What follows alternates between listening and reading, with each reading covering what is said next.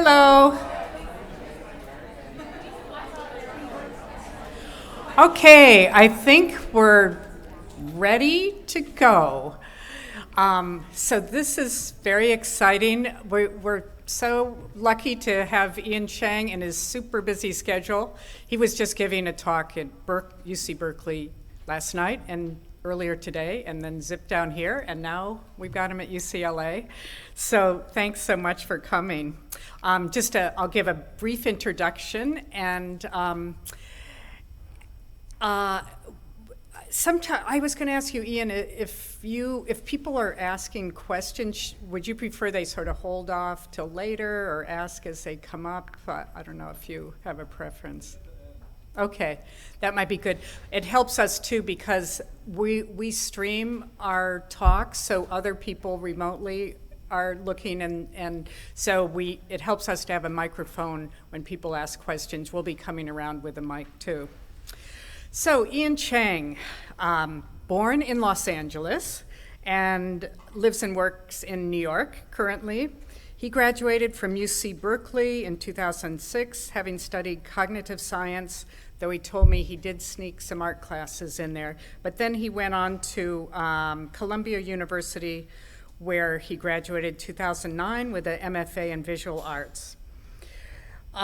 This says your professional practice began in 2011, and that was a really good time to start with this work too, because I think the art world was just becoming more aware of this kind of work, and has shown extensively in Europe and in the US. He's got a few shows up right now. And then just a little statement here, the romance between science and art can be traced back centuries. Ian Chang maintains the relationship by marrying an innovative technology and visual objects in a dynamic and interactive manner. Chang uses a combination of cognitive behavior recognition, patterns, and computer simulation to create an evolving and dynamic aesthetic experience. The artist's body of work is in a constant state of metamorphosis, never repeating itself. The simulations consist of a group of heterogeneous virtual objects taken from a number of sources. By bestowing behaviors to the virtual images, Chang explores a complex nonlinear notion that relates to the neurological and psychosocial shifts happening with the human mind. So get your head around that, and we'll hear more from Ian Chang. Thank you.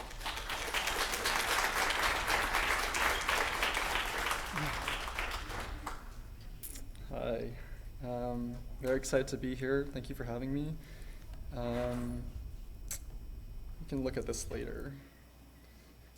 So just really briefly, I graduated grad school around 2009, and I was in New York at the time, and in grad school I didn't really make any art. I didn't know what I was doing with my life. I didn't know what to make. And I was surrounded by a lot of peers who were very prolific, especially painters. And it kind of became this sort of moment in the woods where it was only after, I'm sort of the beneficiary of really good mentors, I think. It was only after graduating from Columbia I had the chance to work for two artists who I really respect and love, Paul Chan and Pierre Huyghe. And what I really loved about both of them more than their work was how they structured their day, what their schedule was like, what they ate, how they spent their time. And one of the amazing things they did with their time was that they really kept themselves alone up until like 11 a.m.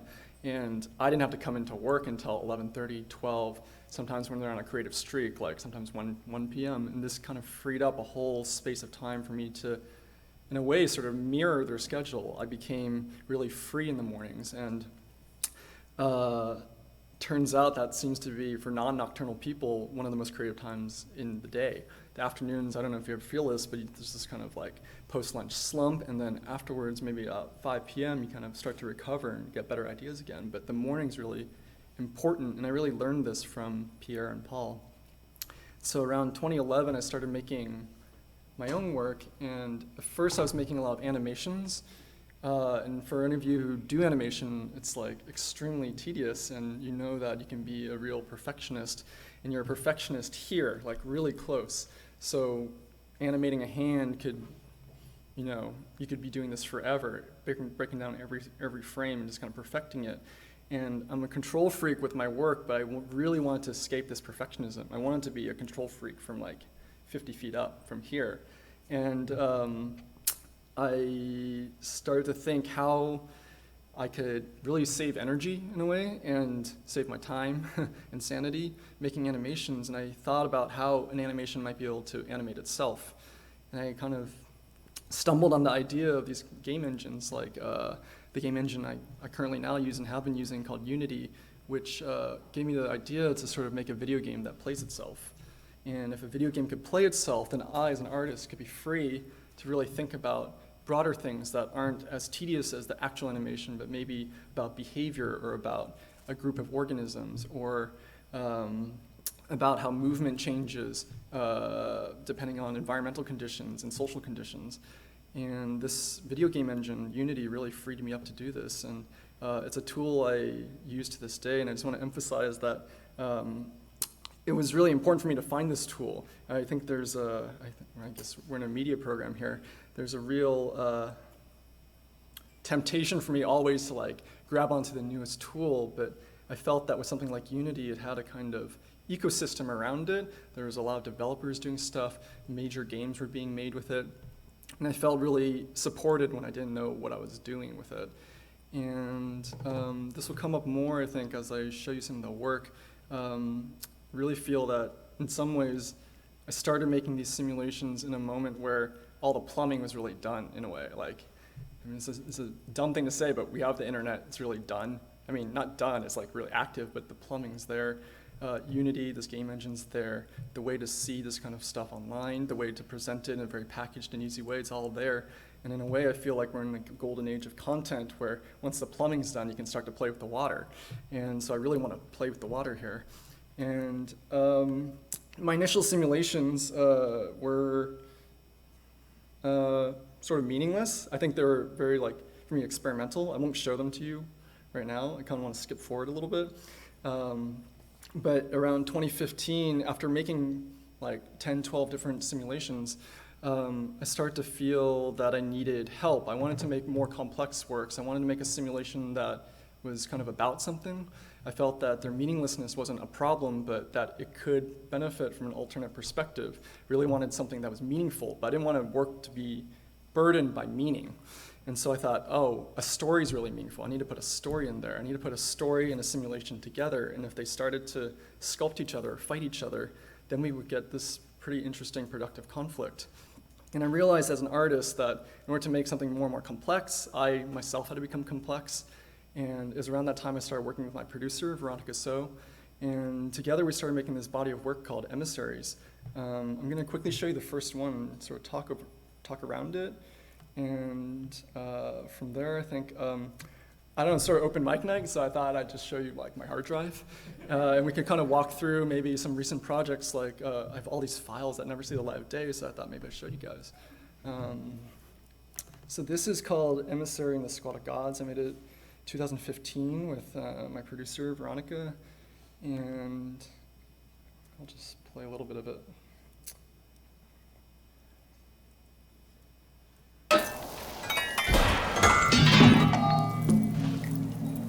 Whoa. That's not right. Okay. We do this. Okay, that looks better.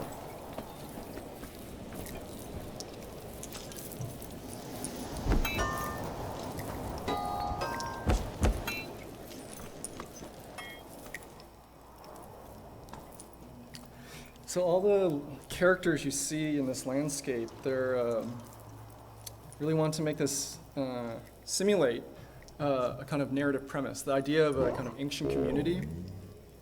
And they're living on the side of a volcano, but the volcano's never erupted before, but it's starting to tremor, and so there's a threat of an eruption. And the threat's a really interesting state because a threat is a kind of a moment where you don't know what to do. It's really stressful. Do you stay or do you leave? And I wanted to simulate this ancient community, so all these characters here, they have an internal family structure, so someone is someone's daughter or son or parent, and within that, there's a kind of sense of authority, especially for the little kid characters. And all of the characters here, their model of mind, their very basic AI, was borrowed and inspired by The Sims. And so The Sims had a very beautiful idea of AI. It proposed that each kind of agent would have a series of needs, like being hungry or being thirsty or needing to play or socialize, and those needs were decaying over time.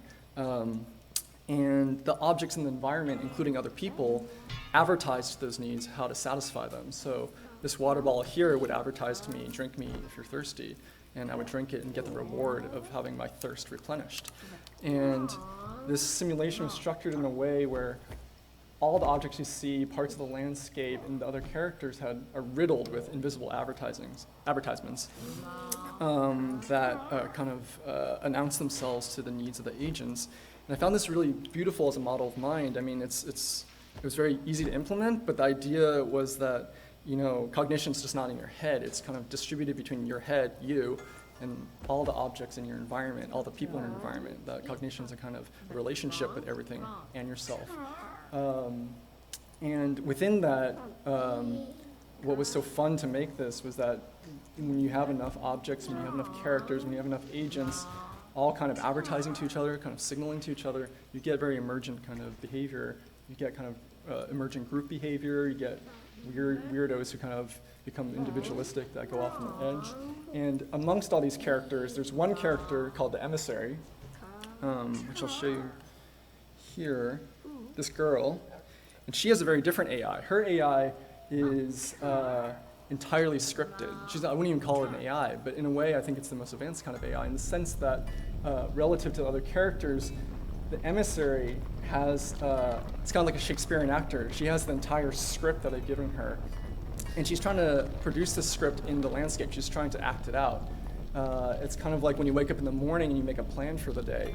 You try to kind of, you know, I try to get here from Berkeley, make my plane, get in the Uber, get to UCLA, and so many things could have gone wrong along the way.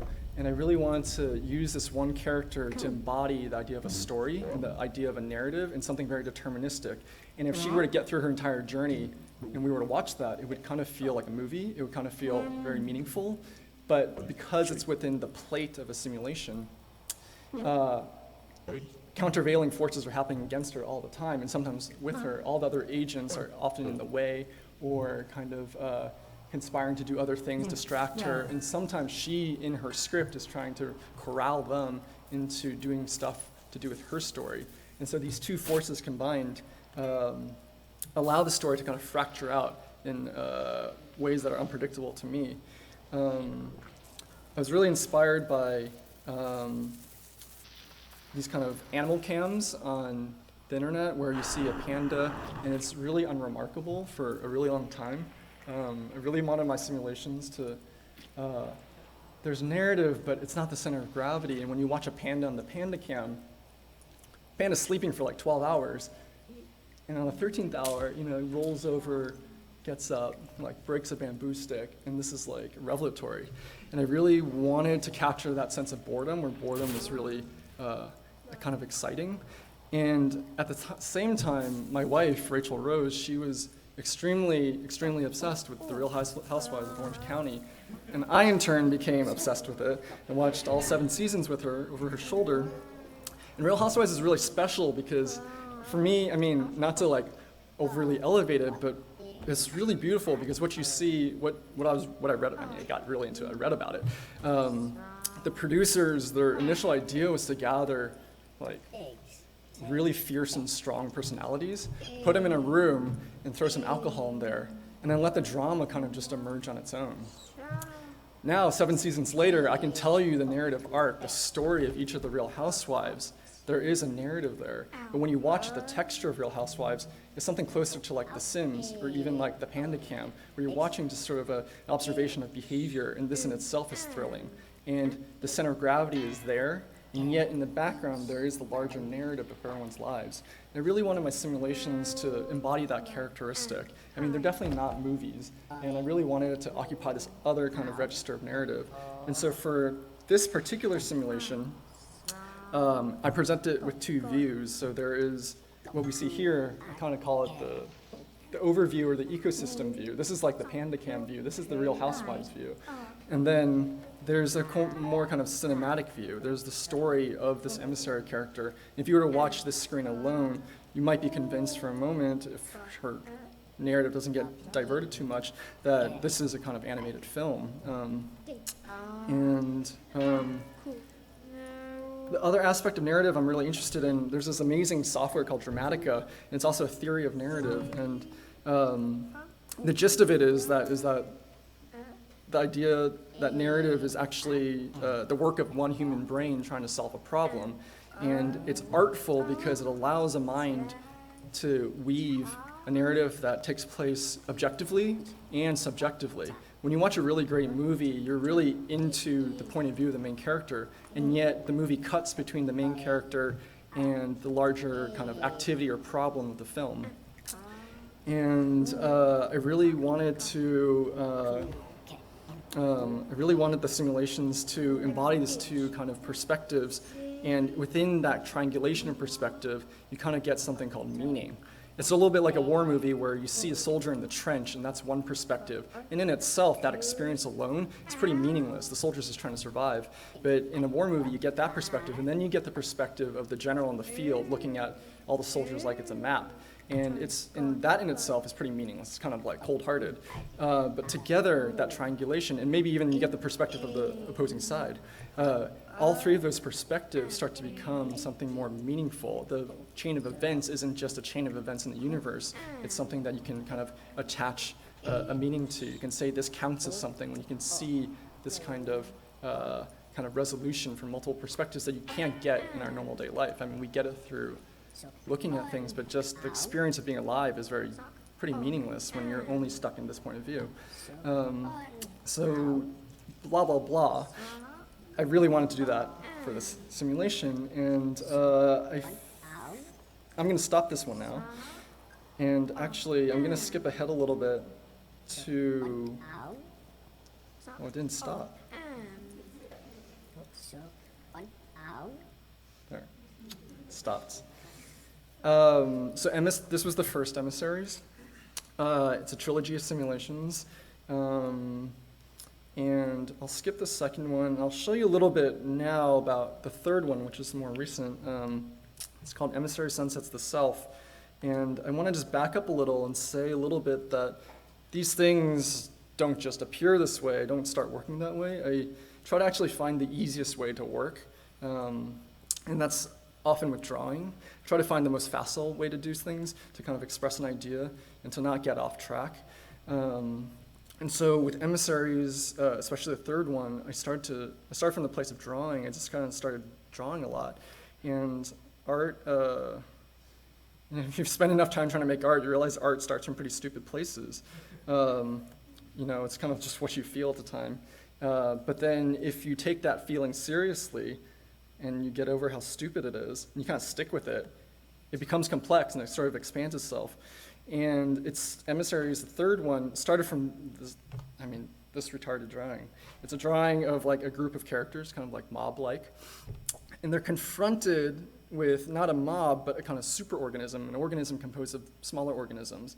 And I just had this idea, this thought in this drawing of like a group of characters meeting another kind of group or organization. These two organizations coming together are meeting, and their differences and their similarities get amplified in their juxtaposition and how they kind of behave and act against each other or with each other. And I started doing these kind of drawings to sort of work out who are these guys and then who are these guys? No one knows, I don't know. So this kind of activity of drawing, trying to figure this out, kind of mucking around in the dirt, goes on for, 2-3 months. There's a moment where my producer Veronica just tells me, we gotta move on, we gotta have a real idea, we gotta kind of, start programming something, we gotta kind of get something on the screen. But this occupies a lot of imaginative space because it's so easy, like drawing is so fast and easy, so you can just try so many ideas so quickly. So here I'm just trying to work out what this mob-like character looks like. I started to think about meerkats and when meerkats get scared, when they're threatened, they actually pool together, they group together, and they become very pack-like. They kind of rear up and try to scare away their threat. So I thought maybe these characters kind of resemble a meerkat.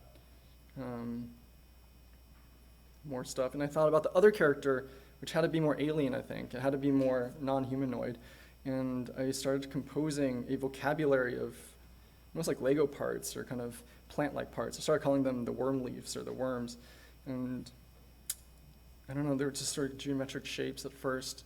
I mean, starts really stupid. You just kind of go wherever. Again, like from 7 a.m. to 11 a.m., like I just feel I can be stupid. It's like that part of your brain that tells you this is stupid, it just hasn't woken up yet.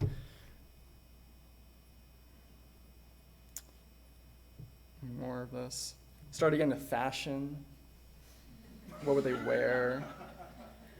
Then I thought, oh, they got to start wearing the plants that they're all around, these other kind of worm leaf characters. They got to start wearing them. Why not, right? Oh, so I started making like this vocabulary for them.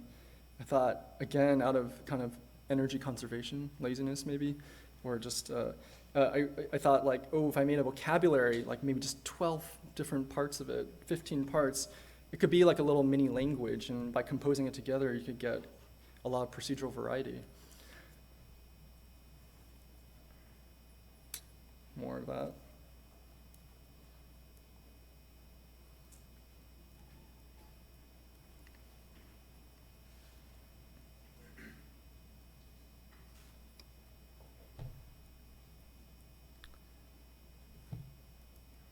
Like hair. Don't know. Yeah. Burnt.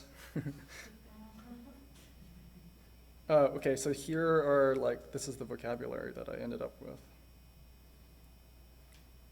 which I'll show you in a minute what came of that.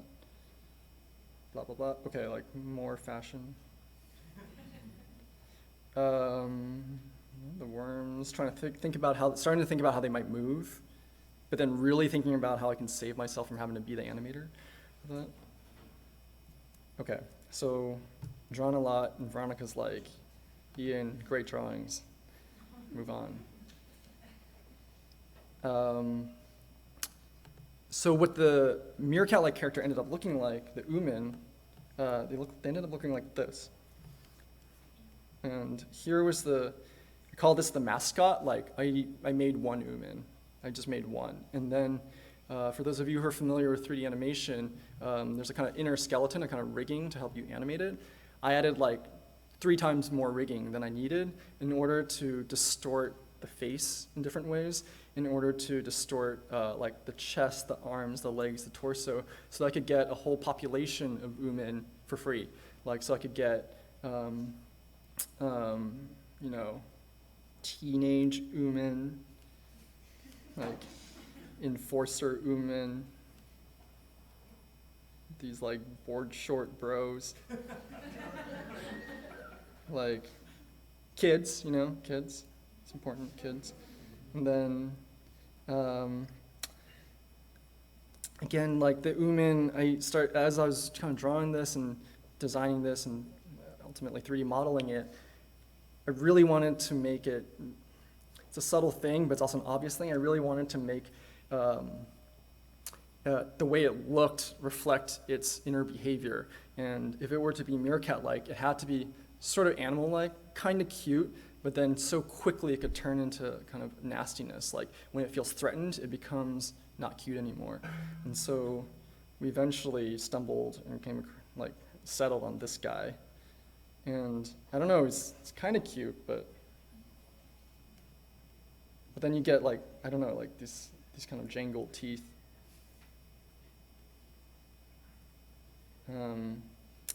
One Ooman in particular, so the Ooman were really like, in a way, this like kind of embodiment of like a group with like kind of a prejudice. They were going to be prejudiced against mutations in the landscape or overly active mutations in the landscape. And with some generosity, I started to think about, oh, maybe they're prejudiced about the mutations in the landscape because they really want to protect the landscape. It's their home. It's both the naturalistic aspects and also the culture. They wanted to kind of maintain it. You know, fair enough. But then one Ooman who I call the rancher, sort of like the tree hugger of the group. The rancher is like prejudice in the flip way, in the opposite. Like the rancher fell in love with these worm leaves, these kind of plants that start to mutate and start to become the superorganism. And in a way applies the same personality trait of this prejudice to protect the worm leaves against its like fellow human. Here's the ecstasy of the rancher. You can see.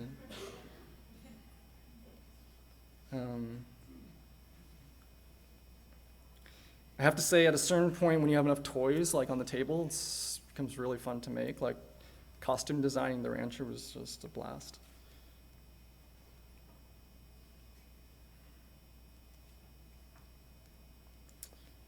Here's the Power Rangers shot. Rancher, I love this. The simulation generated this pose, and I'm just like, great, on the right track. What else can I show you guys? Did you use motion capture? I did not use motion capture for this third one. I did for the first Emissaries you saw. I worked with Madeline Hollander, who helped me motion capture the idea of an ancient community and how they might move. I don't want to get into it was really inspired by Julian Jaynes and like the hearing of voices. Just really briefly, Julian Jaynes is this crazy psychiatrist from the 70s who's hypothesized that people didn't have consciousness 3,000 years ago. Instead, they heard hallucinated voices, like voices of authority figures, like their mom or their dad, or eventually gods, and that helped them solve problems. It's a little bit like when I see myself in the walkway here at UCLA, I'm hunched over, I hear my mom's voice, she's like, stand up straight. And I know it's my mom's voice, it's my memory, but he hypothesized that ancient people just assumed that mom was there. Just like you couldn't see her, so she's like a kind of spirit or god. And I worked with Madeline to kind of try to develop a way of moving for the characters in the first Emissaries that really embodied this sort of lopsidedness of hearing a voice on the right side, your left ear, but your right brain. But this one with the Uman, this was totally not choreographed in a pre-made way. Well, we can get into this in a sec. Well, let's get into it now. Why not? So the AI for this third Emissaries, I really wanted to have this kind of threat response. I really wanted to do sort of the stuff it did in the first Emissaries. And I thought, I'm not Google. I can't really think of a all-encompassing model of the mind. I came across this beautiful book by Marvin Minsky called Society of the Mind. And in it, he kind of proposes the idea that within a mind, you have a lot of like sub-brains, that a brain, a mind is the emergent effect of many little brains. I don't know if this is neurologically true, but it felt kind of true. And so I thought the AI has to be like many brains, sub-brains, and they compete with each other. And I thought that the first brain that gets the most attention is the threat brain, what I call the threat brain. The threat brain kind of scans the environment for threats. And when it encounters a threat, it has a kind of fight or flight response. But when there's no threat in the environment, then it kind of graduates to what I call the limbic brain, the brain that's sort of like the Sims, to deal with like feeling hungry or feeling some kind of burning desire that gets more and more urgent. And then if an Uman is satisfied with its hunger, slept enough, like played around with other characters enough, there's no threats, then it graduates yet again to a third brain, which I call the narrative brain, which allows it to plan ahead 1 or 2 steps.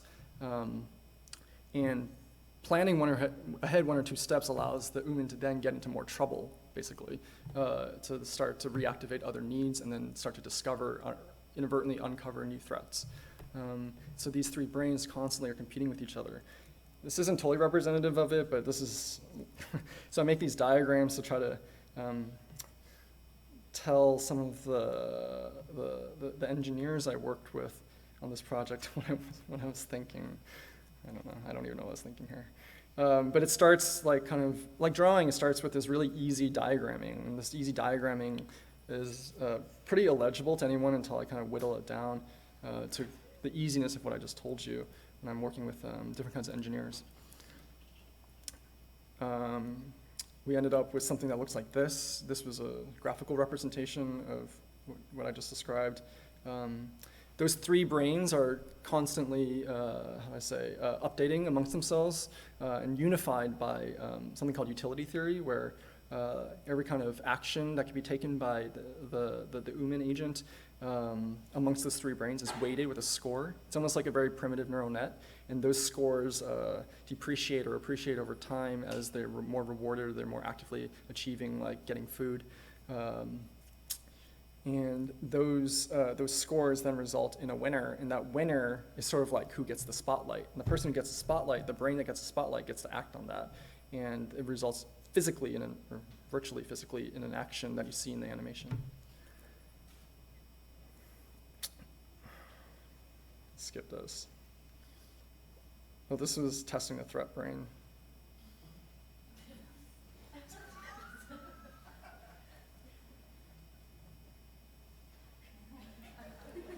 Yeah.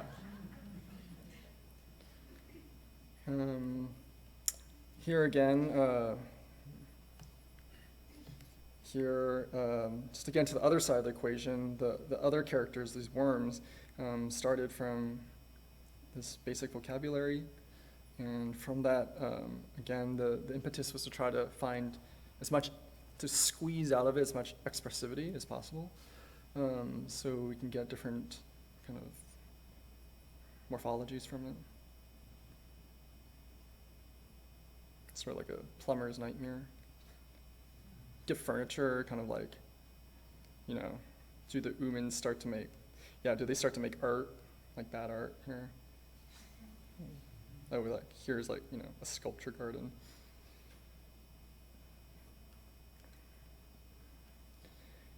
Starting to put things together here.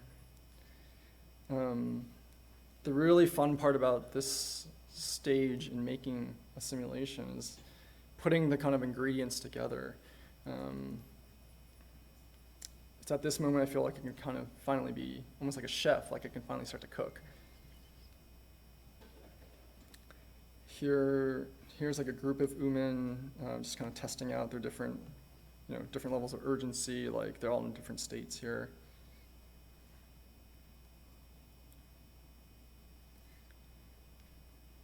I found this one guy, Veronica really likes this one guy. Where is he? Him.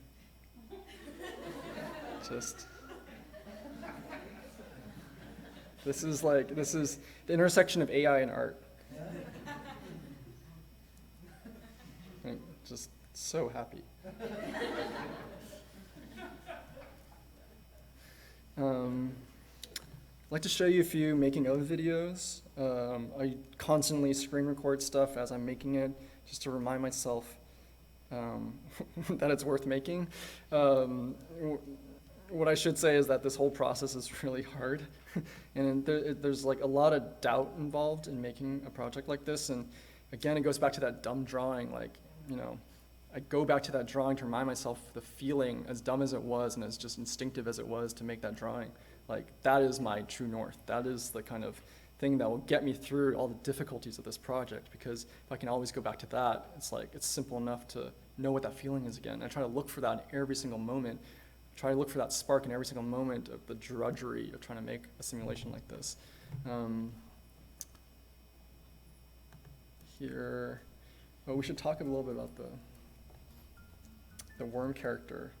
So the worm character, so I described the different parts that I kind of made a kind of bodily language for to compose together. But what's holding them actually together physically is it's like a ball spring physics system that we developed in Unity on top of their existing physics system. And ball spring physics has existed for a long time, but what's so beautiful about it, I think, is that there's a kind of bounciness or squishiness to it that you don't normally see in computer graphics. Computer graphics, usually it's a kind of pre-rendered mesh that has a kind of rigidity to it. And I really wanted something to be the opposite of that. The Umin were kind of these meshes that had this sort of armature, human-like structure. I wanted these other characters to have this kind of squishiness to it, something more alien. I'll show you. So what that became is something like this.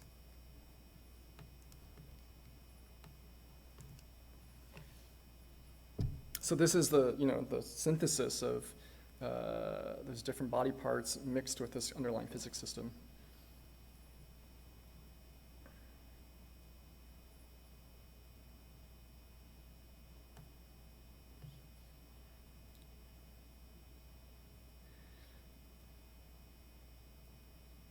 I mean, for me, like, just very beautiful shapes, like movement that I don't know where this comes from.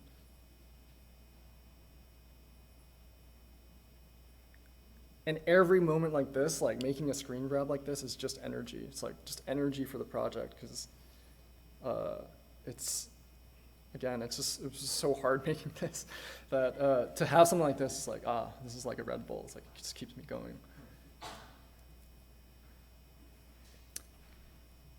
Just show you a little bit of like the Umen, how they start to develop in terms of their movement. At first it started as a human, start with something. What was this? Running around. Why are you guys laughing? There's no shame in this run.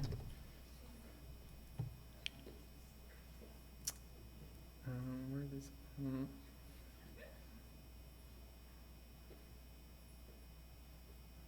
Oh, like, okay, yeah, different ages. Cool. This was such a nightmare. It's worth the bit.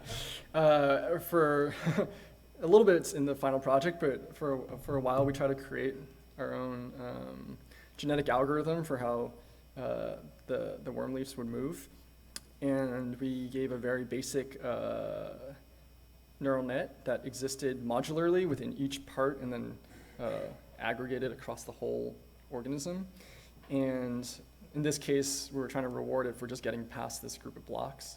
You see the orange guy's kind of succeeding and this other guy's sort of a loser. Bravo. Yeah. A little bit of this made into a final project, but it was such a nightmare at the time to kind of integrate all that. That was a whole bunny trail we went down.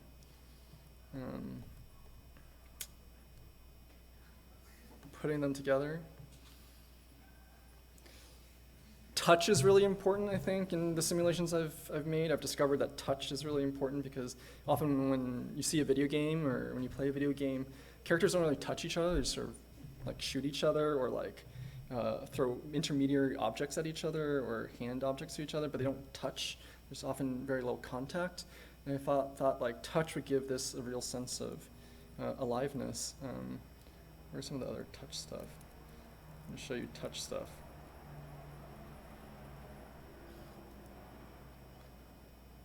Touch, touch, touching.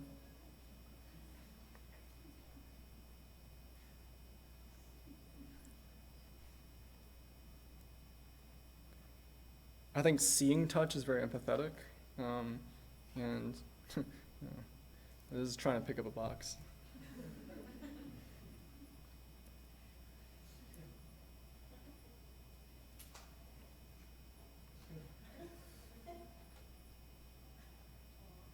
The mass of things definitely matters, so obviously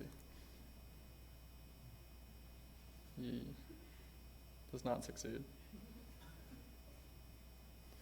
And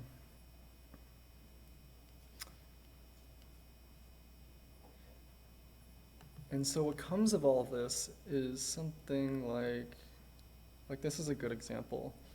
So we got our Umen characters, we got our worm characters, and in this video, the screen recording, one of the worms is physically touching the head of the Umen, and the Umen's trying to go one way, and the worm's trying to go another way, and what you get are these just crazy movements.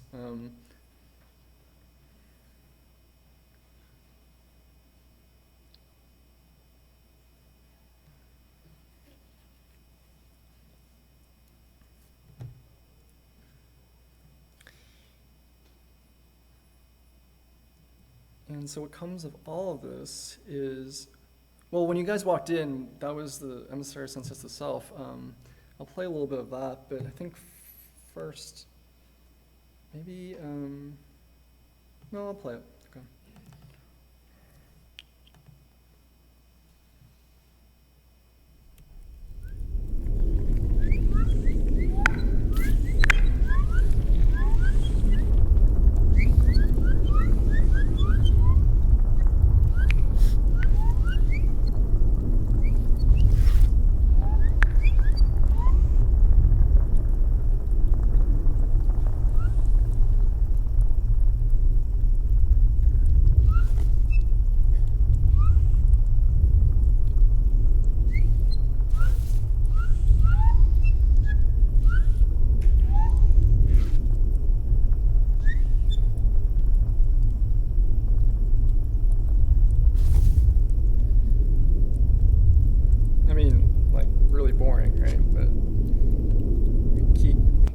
we'll keep that.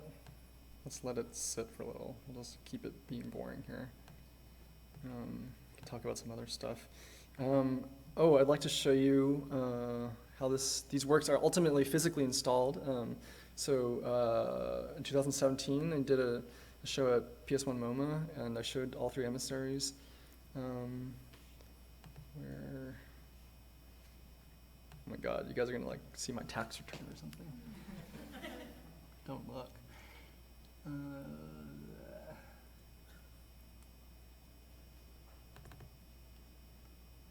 Okay, here. So I want to show you a little bit how inspired by art oftentimes, that when I see an exhibition, when I think of my own exhibition as a viewer, I want to go and see inspiring shit. Like, I want to see inspiring art. And I try really hard to create a feeling I think often is almost easier to create physically, a physical feeling of magic and kind of portaling. And so, for example, this is the first Emissaries. These are 2 different views, but what we really nerded out on was like these doors, these kind of archways. And they seem really like whatever, who cares, they're doors. But this kind of curving, kind of fatness of this door feels more like a portal, for me at least. And this then led into the following room, to the second Emissaries, which I'm not going to show you right now. It's called Emissary Forks at Perfection. I just want to say that these exhibitions are entirely designed in like SketchUp initially. And you really kind of feel that, like, like this is obviously like I made some block and I extruded it out of this, and I thought, ooh, that looks like a good idea. Hopefully it'll just work. It's definitely, exhibition design has definitely become the product of like SketchUp now, for me at least.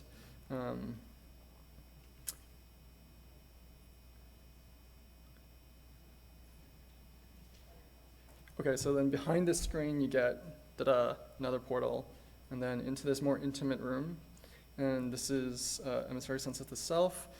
And I really wanted it to be square. I really wanted it to feel like a portrait of this kind of mutation, and all the kind of other characters around it were congregating around it, bothering it, collaborating with it.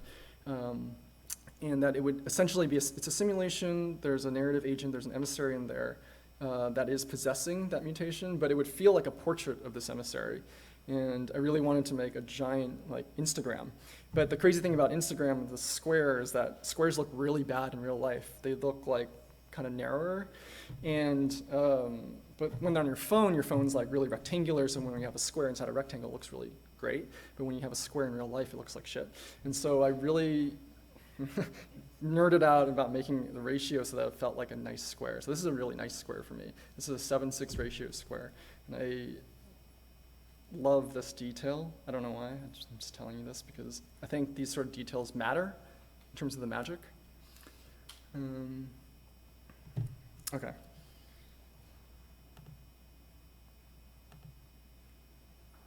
I mean, something's happening here.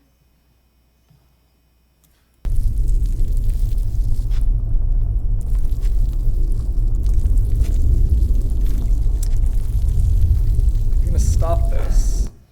And I'd like to just really briefly show you a newer project. So this last year, I started trying to reappraise what it meant to make a simulation, and I thought I really want to focus on just one character. I really want to focus on one creature, and I really want to explore what it might mean to be within the container of a creature. So before I was kind of using this container of an ecosystem and all the characters in the ecosystem, but I really now wanted to think about a creature and the complexity that's inside just one creature. And I kind of thought of a creature as a kind of compositional space, and it would, in the way that for a filmmaker, a movie allows a filmmaker to insert ideas about production design, set design, actors, lighting, cinematography, sound design, music. A creature, I thought, could allow me to contain ideas about like metabolism, life, death, like when something's born, when something gets sick, when it decays, and of course, ideas about AI and how the body affects the brain and how the brain affects the body. And like painters usually say, you got to mind the edges. And when I think about the container of a creature, minding the edges then means like thinking about and having like the pleasure to think about how something is born and how something might die. And I call this creature, as I was trying to make it, I call this creature Bob, and it stands for Bag of Beliefs.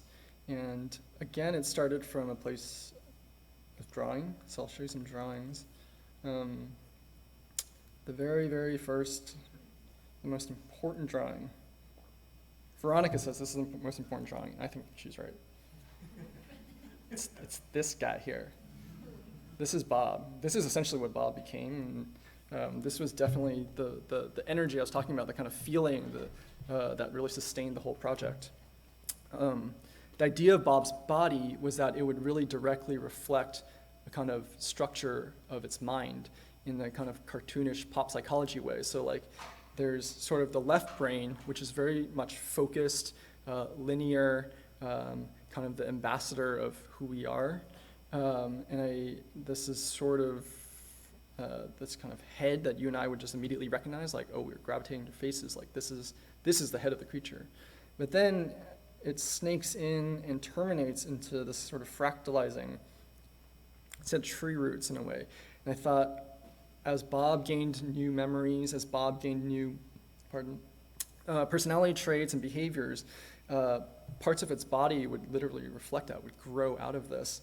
And in a really like cartoonish way, this would sort of embody the right side of the brain, which is much more intuitive and open-ended and absorbing of all kinds of stimuli, and sort of the cold storage for memories like you've suppressed or deep down there and come out in dreams. And that this body would literally be a conflict between those two parts of the mind, and it could then therefore play out for us. I think often art is really like an exercise in spatializing things, because we can only really understand things in front of us when they're spatialized and they're physicalized. You know, like a film director will always say, like, you got to show it, you can't just tell it, because you got to spatialize it, and it's so much more potent when you see something out there. And so I thought, oh, to kind of think about AI in the mind, I got to really think about the body. Maybe the body could do double duty as representing and embodying the different changes in Bob's mind. The AI for Bob, I'll talk a little bit more about the body real quick. So then with that body plan, very quickly you could start to imagine different kinds of postures a Bob would take. For example, you can imagine the kind of personality that is really a homebody, someone who's kind of, you know, grown up enough but decided not to, you know, seek new adventures, kind of past that, and sort of starts to literally set roots somewhere, starting to turn into a tree. I was really inspired by this mollusk that crawls around on the sea, and it's like looking half its life for a home. And finally finds the perfect rock. It sticks onto it, but then it can't find food anymore. So then it starts to eat its own brain. It literally, the cost of finding a home is to become brain dead. And I was really inspired by this thought that maybe that could really be embodied inside the body of one kind of Bob, a Bob that whose personality went that way, its body would then reflect that. On the flip side of that, you get something like, I call it Starship Bob. It's sort of the inverse of that. Whereas this more adventurous Bob whose head is maybe leading it, but then all those tendrils start to kind of be like a little mini army kind of flocking along. And then when Bob gets really unconscious, those tendrils sort of take over. They become the more dominant leading force, called this Mob Bob. And then through all of this, there was this idea that if you create a creature, the most beautiful thing about creature, kind of sentient being, potentially a sentient being, is that it would have some persistence, that, you know, when Bob starts its life, when it's born, it will just keep going, and you turn off the simulation, you turn it back on, it's still there as it was. And this sense of permanence was really important. And I thought, how would the life of Bob really kind of be enriched? And I sort of stumbled on this idea that, like, the creatures I really like when I was growing up, and like in the media that I see, creatures like Smaug from Lord of the Rings, or like Tamatoa, this like big, gay, fabulous crab from Moana, is that they have a life outside of the narrative that they're placed in. When the hobbits first encountered Smaug, what was so beautiful about what Tolkien did was that Smaug is laying on a giant pile of gold, and immediately you infer Smaug has a real life. This guy's a busy guy, right? He's living this whole Real Housewife life, collecting gold, and then these fucking hobbits like try to corral him into their third act narrative. And this is how we think of Smaug as a fierce dragon, but Tolkien just shows us a glimpse of Smaug in repose, like kind of relaxed, just being at home.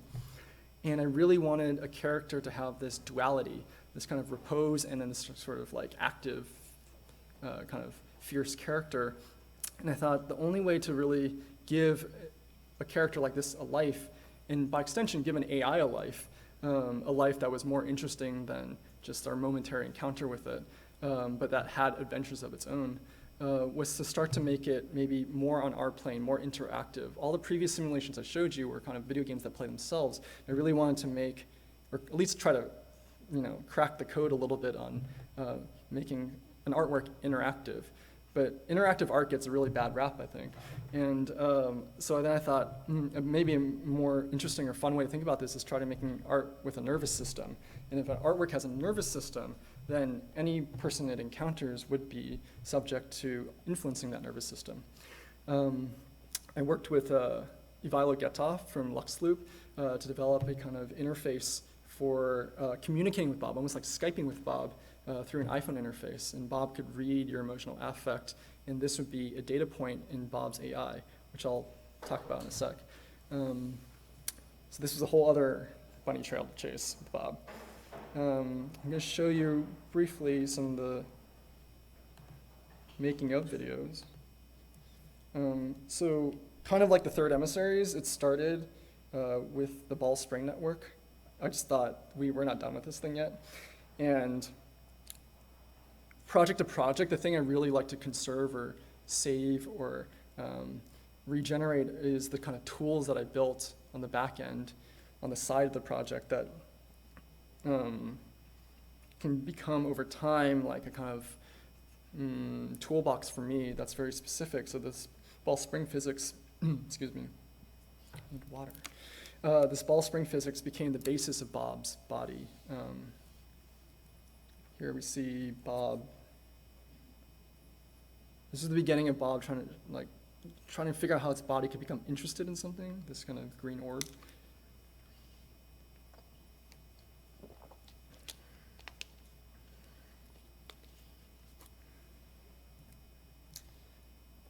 I can skip this. Okay, so there's a whole bunny trail. I'm just gonna say real quick, who's this guy? So I thought, Bob would have no dignity if Bob was just there for you as a person. It was just waiting person to person to have social interactions, and that was the extent of its life.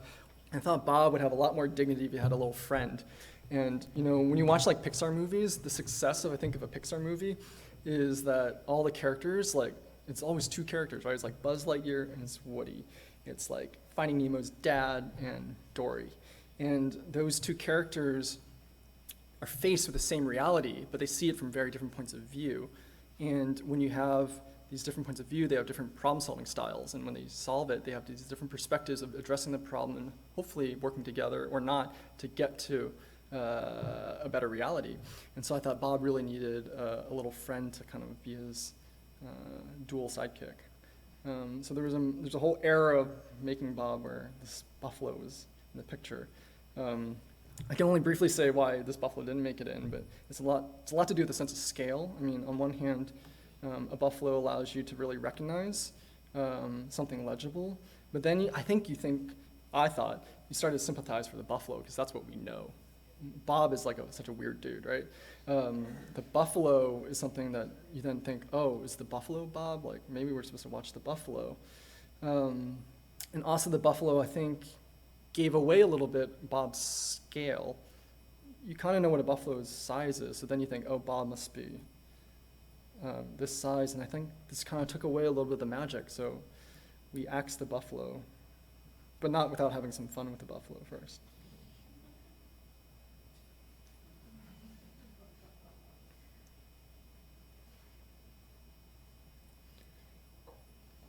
So on the tips of all of the endpoints of all Bob, Again, I wanted to create a kind of sub-agency within them so that they would be themselves a kind of mini group, a kind of organization that's alive. So we applied a flocking algorithm on each of those those tips of Bob, as if they were their own agents, but they were constrained by the connection to this unified body. And from that, like, very magically, we got these, I think, very beautiful movements that were very unexpected. This is Bob's physics system struggling to flock at the same time.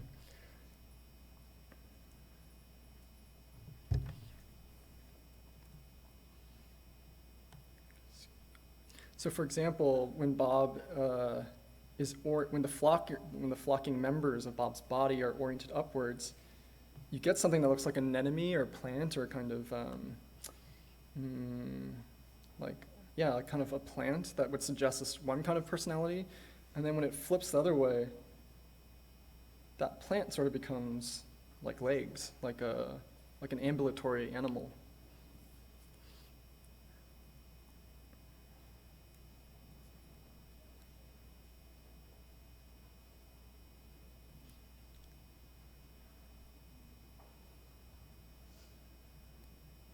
Let's see what else.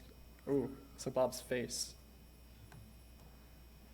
Here's some of Bob's expressions. Again, like, so Bob's face was sort of the representative of Bob. It's what you and I recognize. And I really think, art can get so complex, you should take, one should take the easiest route to getting some kind of a thing that's legible to a viewer. And I thought, if the face is going to be sort of like the left brain sort of ambassador, it needed to, let's just borrow like from the anime playbook and let's just make it really emotive. That's bored. Embarrassed. Surprised.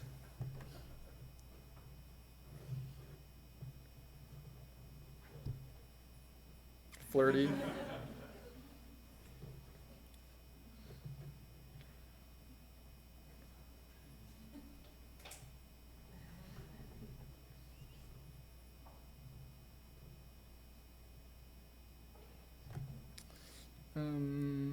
What else can I show you guys?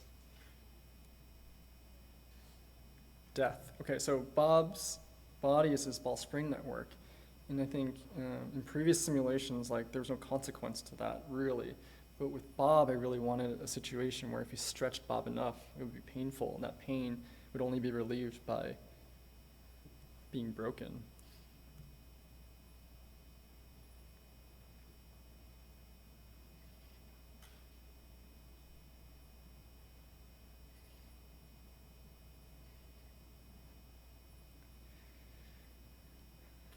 My technical director, Sam Ing, said this was like really emotional, this video for him. And there's something to that, because I think the choice to make Bob this sort of stringy ball spring thing, the consequence of that isn't obvious until you start stretching a stringy ball spring thing until it breaks, and then you start to feel sad for it. I think trying to find the emotive quality of something as technical as a ball spring physics network was really important. Then we started to try to give Bob abilities. So this is Bob eating. It's the first time he's eating. Here.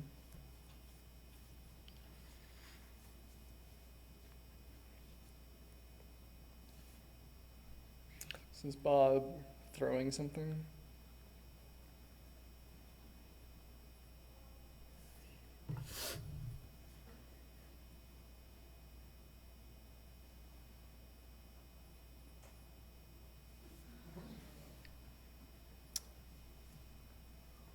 This is Bob throwing the buffalo.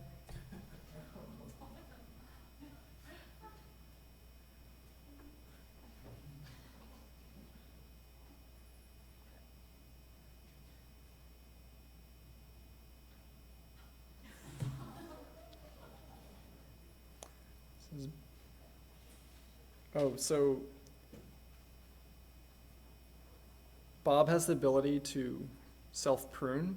That's a very neutral, like, kind of ability. Like, on one hand, it can kind of take care of its, like, decaying bits. On the other hand, it could be kind of this obsessive behavior, like picking out all the hairs in your eyebrow. And so somehow this Bob, when we were testing it, turned into this, like, evil snake form. I think, again, suggestive of maybe the underlying personality or emotional state of Bob at the time. This is maybe Bob pruning more.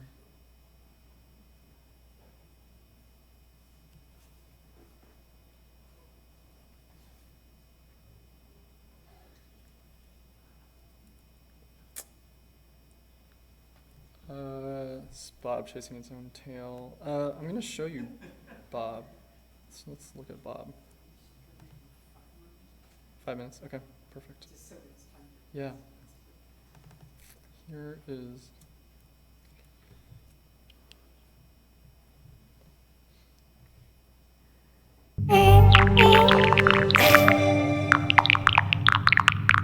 We gave Bob a jingle.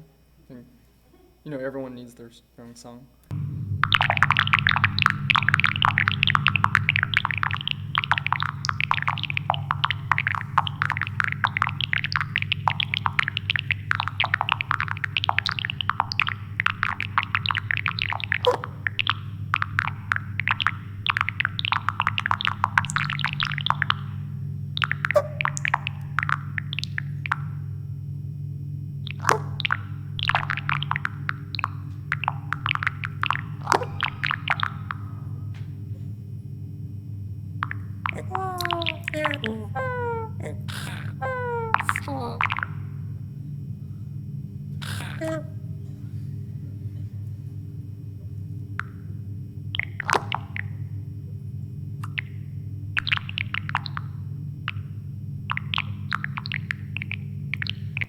I just want to speak really briefly about the AI in Bob.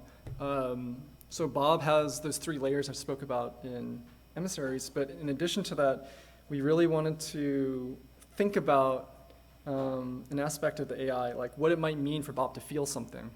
And the more we dug under the surface of what it means to feel something, we realized that feeling isn't one thing, it's a kind of a comparison. And so about every 10, 20 seconds, Bob is sampling about 25 different data points, the state of its body, its metabolism, how old Bob is, the time of day, and when there's the iPhone interface, the emotionality of the viewer. And these 25 data points are pretty meaningless individually, but together we kind of bundled them up and we called it a memory. And we stored it in this data structure called a KD tree, and that's a kind of data structure that's n-dimensional. It's not bounded by any fixed dimensions. You can stick data into an n-dimensional array. And within that n dimensions, one of its properties is that it's very quick to search. And so we devised this idea of what feeling is, where Bob has all these memories littered inside its KD tree. And at any given moment when Bob wants to feel something, Bob samples those 25 data points of the current moment and compares it to searches the KD tree for the closest memory that matches the current moment. And of course, the closest moment that matches the current moment is somewhat different. It's a little bit like the last time I was at UCLA, I was visiting a friend who I didn't really like that much, and so it was a very negative experience. And today, I'm really happy to be here, and so comparatively, my emotionality, my feeling about UCLA is really positive. Things are getting better at UCLA. And it's that delta, that betterness, that pretty subjective but nonetheless real comparison that gives Bob a sense of feeling things are better or worse.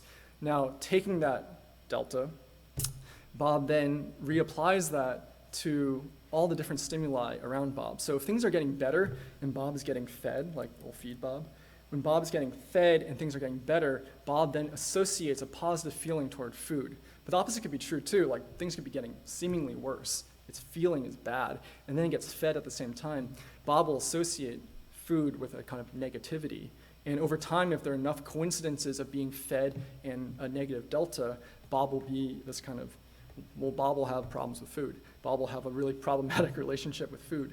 And to me, this felt, again, it's a model of mind, but it felt somewhat truthful, I think, to how things feel. And part of the interest in making an AI for Bob is to really get out of maybe the labels that we find in cognitive science and in trying to approach AI. Like Bob's emotions have labels. We have names for emotions. We have names for feelings. But really, if you think about our own brains, these are really like n-dimensional spaces, and we conveniently have labels for them to make it easier for us to talk about. But really, it's this kind of n-dimensional space that is, I think, sort of at the heart of how something might begin to feel. I think I'll stop there, and thank you for listening, and happy to take questions.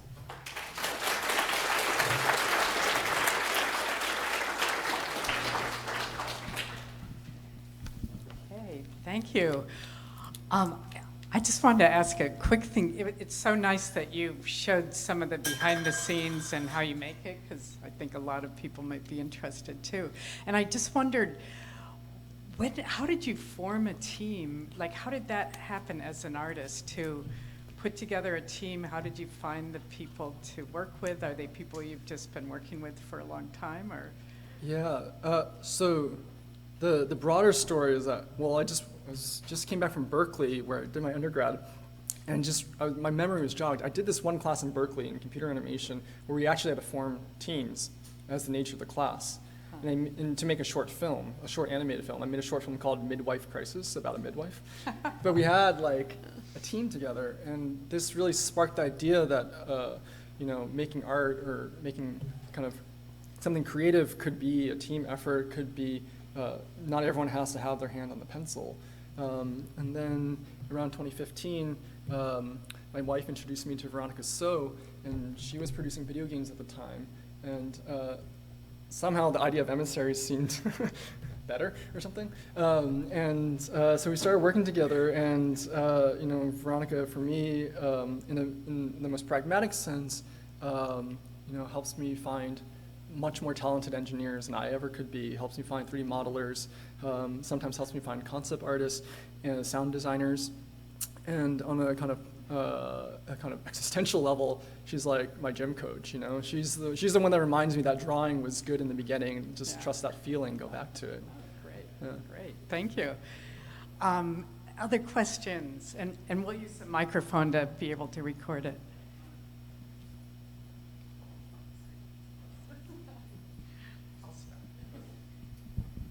Hi, thanks. I just have a couple of questions. One is about aesthetics and sort of the visual look of what you're doing, because it's not, I mean, if I think about what Unity does most sort of directly, it's either kind of much more shaded stuff or 2D stuff, and you're somewhere different, and I'm just curious how you think about that. And then I'll just ask the second question too about sound, and whether you take the same approach to audio in terms of algorithms and neural nets and so on, or if the audio is more accompaniment. Sure. So the aesthetics of it, initially with those earlier simulations, I really tried to pare it down to something that was simple enough where you could more focus on the behaviors rather than maybe the realism of, the rendering. Another artist said to me recently that when you look at, like revolutionary posters from like 1920s Russia or something, you don't remember all the politics around it. When you look at it, you just think, oh, that's a cool poster. And somehow the things that are left in history are sort of the aesthetics of something, and maybe a few of the compositional laws of it. And then if you're really kind of a scholar about it, then you understand where it comes from, blah, blah, blah. But somehow the aesthetics like really rise to the surface over time. And for me, this really resonated. This was like, the aesthetics, the look and feel of this is like super important. It's as important as the AI, not more in a way. And the sound, for example, with Bob, the sound, we worked with a sound designer called Jeremy Yang, and Jeremy, he does sounds for like a self-driving car company, trying to find sounds to be emotive without being English, like, a car comes up and says, "You may pass," but how to kind of emote that. It's sort of like when you drive by a couple who's like arguing and you don't hear the English, but you understand their emotionality. And he was very good at this, so I worked with Jeremy. The sound sources are all stems, but they're applied to different parts of Bob's body and can be triggered in a kind of very interactive way. The voice of Bob is very inspired by this famous otter called Nellie the Talking Otter. I'm going to show you Nellie. This is important. Let's look at Nellie for a sec. Here's Nellie. What?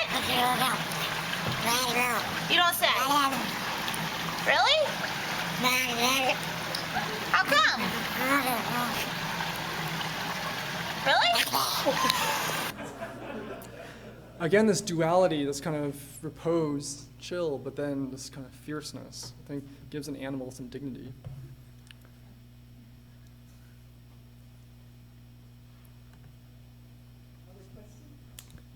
Do more, Bob.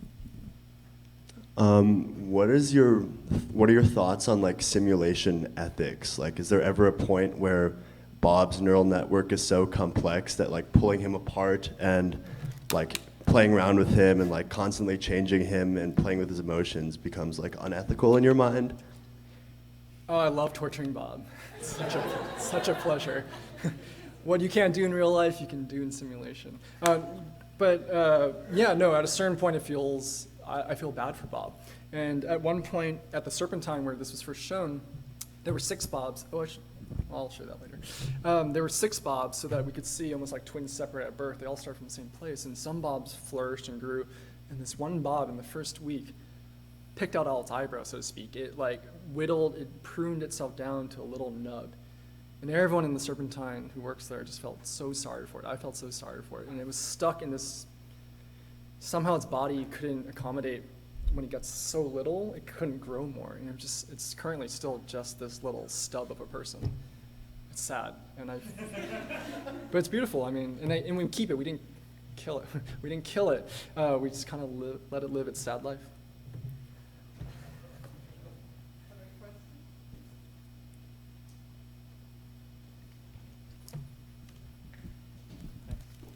You said your later work gravitated more towards thinking about meaning. Do you ever stress about how this is received by your audience, or do you ever think about whether that meaning is conveyed, or do you kind of just like let it play out? Definitely stress about it.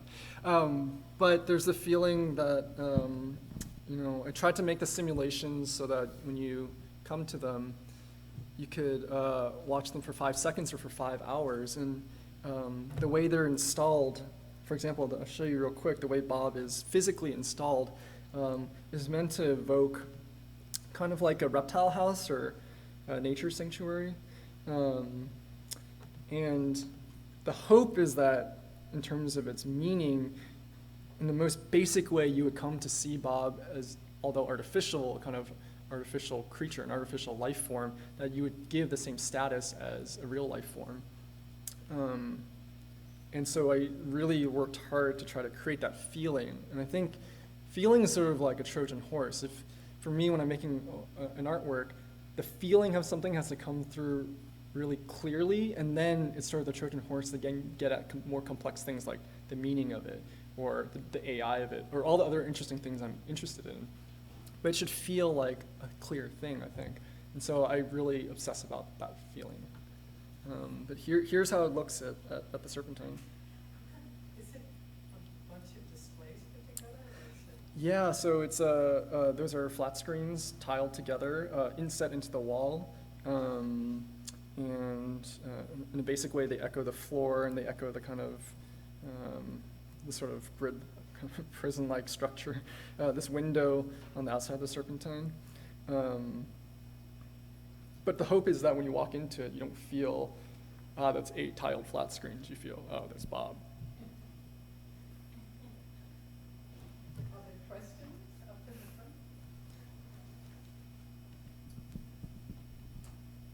front? Could you talk a little bit about like the relationship between the user's emotional affect and how that affects Bob? In the simplest of ways, it is just one of the data points that Bob is assessing whether this moment compared to the closest memory is trending up or down. But what it does do is we try to infer the emotionality from the iPhone X notch camera. But again, it's just one data point. The hope is in the future to really expand upon that and to really make that more meaningful. But right now, it's just all stored into its memory and considered amongst all the other kind of trivia in its head.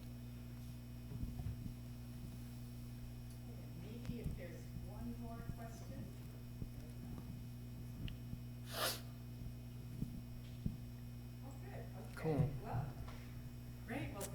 Thank you. Thank you.